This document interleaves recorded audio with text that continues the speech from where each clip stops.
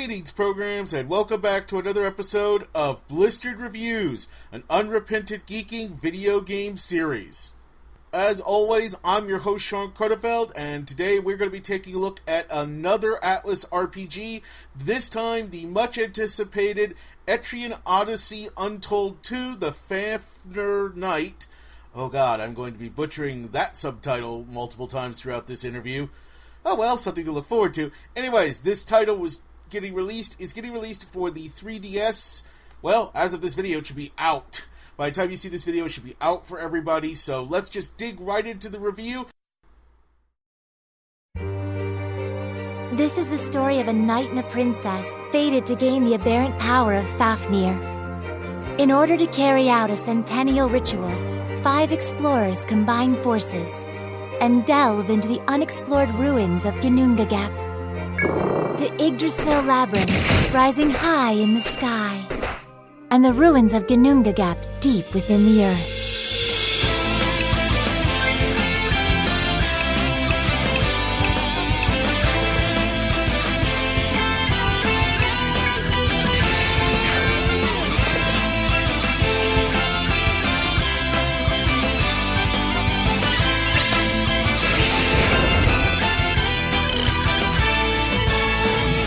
Even if I lose my humanity, I will keep my promise to you. Etrian Odyssey 2 Untold, The Fafnir Knight. It's been a busy couple years for the Etrian Odyssey series. Counting spin-offs and remakes, there have been 4 new Etrian games released since 2013, and now the 5th, Etrian Odyssey 2 Untold, The Fafnir Knight, has arrived in the West as well.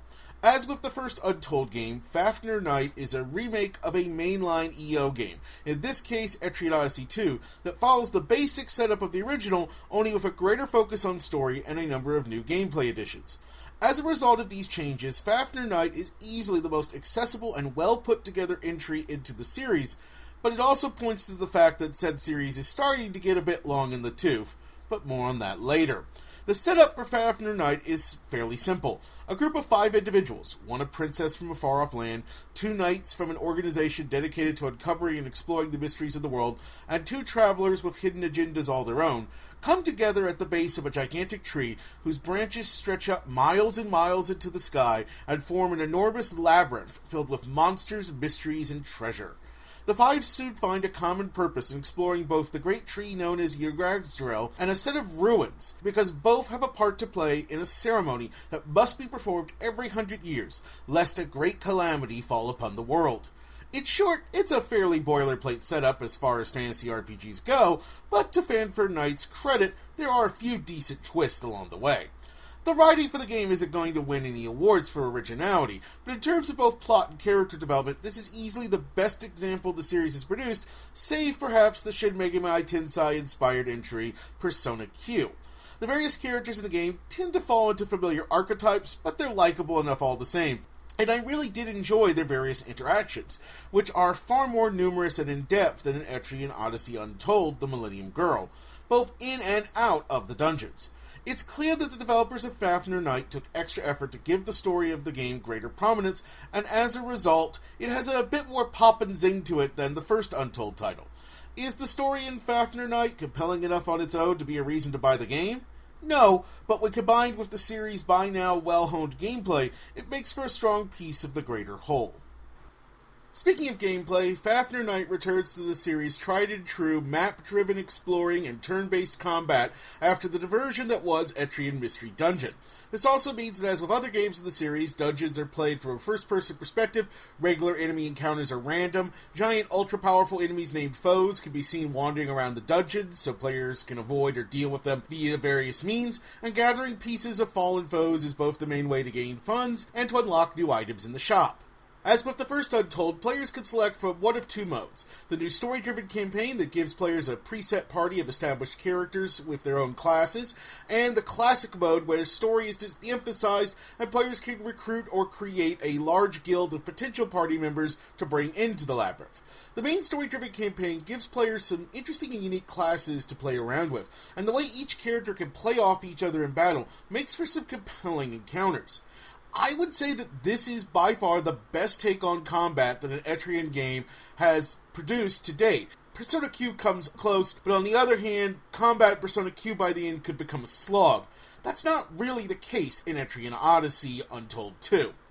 Also new to the game are 3 difficulty settings. The normal difficulty setting that will feel immediately familiar to longtime fans of the series, an easy difficulty setting that can be breezed through with little trouble even by the most inexperienced RPG fan, and the hard difficulty setting that will really push players to the limits. If you want a true challenge in your JRPG, then by all means give Untold 2's hard difficulty a try. You'll be scrambling to win even basic fights, and you'll have to expertly exploit every ability at your disposal. As I said, the characters in the story mode begin with preset classes, but players can change these classes if they so desire, but at the cost of dropping a given character down 5 levels. Similarly, high-level characters can unlock additional abilities and stat increases for their main class by dropping back down to level 30. Finally, one of the game's big additions is Grimoire Stones, which operate similar to, say, Magicite in Final Fantasy VII. Grimoire Stones will grant additional abilities and bonuses when equipped, and are generated randomly in combat and can cover everything from a skill taken from the character who created the current stone to powerful and unique enemy attacks that can only be gained via this manner. It's a system that helps give greater value to random encounters, and players can sell and trade Grimoire Stones back in town as well. While we're on the topic of the main city in Fanfare Night, one of the carryovers from the aforementioned Etrian Mystery Dungeon is the ability to build up various portions of the city. This goes hand in hand with the game's new cafe system, where players can develop recipes that grant various boosts and buffs, such as increased experience gain or higher resistance to status effects and so on. I think the cafe is by far the best addition to an Etrian game to date. First of all, it links both story and gameplay together expertly. As players unlock recipes for the first time, a sort of skit of sorts, similar to the kind of skits you might get in a Tales game, occurs between the 5 main characters and the prickly chef who operates the cafe. These are some really great interactions, some of the best of the game, and they add a lot of character both to our leads and to the chef herself, who has an interesting reason for her often angry, self-isolating behavior. Each recipe comes with hints for which ingredients are needed to successfully complete it, and taking on side quests in the game is the primary way in which players will uncover new recipes to experiment on. By the end of the game, especially on hard mode, the bonuses granted by the cafe can be absolutely vital to victory, to say nothing of the game's many optional post-campaign boss battles. Also, as the story goes along, players can run advertisement campaigns using a specific recipe to try and lure in new customers to the cafe. This is important to do because the monetary rewards for a successful campaign can be huge, and as with most Etrian games, in Fanfare Night, the struggle to acquire funds can be a major challenge. And so, the cafe effectively combines various gameplay and story elements to create a highly satisfying loop, and one that will keep players coming back even after the main story has come to a close. Overall, Etrian Odyssey 2 Untold Fafnir Night is probably the best Etrian game yet produced. It's certainly the most complete and the most accessible. And yet, it also points to a potential problem, namely that, well, a lot of the Etrian games are starting to blend together. Don't get me wrong, I'm still really enjoying the basic Etrian formula.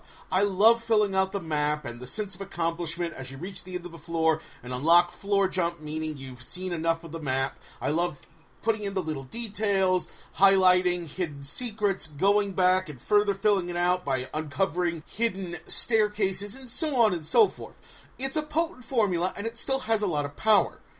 That being said, it also feels a bit same. I've played a number of Etrian games now in the last couple years, and while something like Etrian Odyssey 3 and Etrian Odyssey 4 have unique elements to them, such as the ships and the airships, those aren't really enough to truly differentiate. I think something like the cafe is a good addition, especially with its greater focus on story, but I'm hoping the upcoming Etrian Odyssey 5, which is due out sometime in Japan in 2016, and who knows when in North America these days. Atlas is getting pretty good at shortening the gap between localization, but regardless, Etrian Odyssey 5 is in the works. We know it's coming to the 3DS.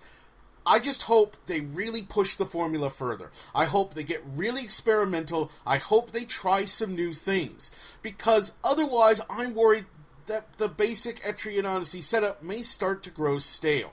And at the very least, going forward, they need to have this same kind of focus on story in the main games that they do in the Untold.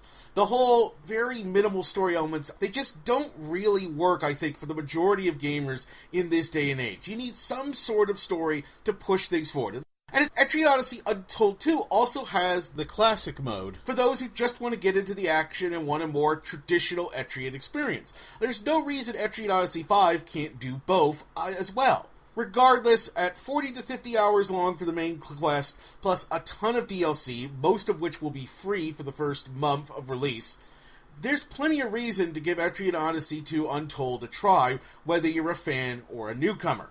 If you are a long-time fan of the series, you're going to find a lot to love here. And if you've never played an Etrian Odyssey game before, well, this is it. This is the perfect title to get your feet wet. This is the most accessible, the most approachable. This is the best Etrian Odyssey game for newcomers. Period. Hands down. But if you are completely burned out on the series, I'm not sure this will be enough to bring you back. Regardless, I really enjoyed my time with Etrian Odyssey 2 Untold, The Fan for Night, and I look forward to Etrian Odyssey 5 next year. Score, 8 out of 10. Awesome. Recommendation, buy it now. And that's going to do it for this episode of Blistered Reviews. Come back later in the week for a new Ramblings, where I'll be taking a look at Mission Impossible 5, the Season 2 premiere of Wander Over Yonder, the new Dragon Ball Z film, and maybe even Fantastic Four. I'm certainly going to be reviewing Fantastic Four, but that may end up getting its own separate coverage just because it depends on how much I have to say. Until then, for Unrepentant Geeking and Channel Awesome, I'm Shaun Cronenfeld, wishing you all long days and pleasant nights. Till next time.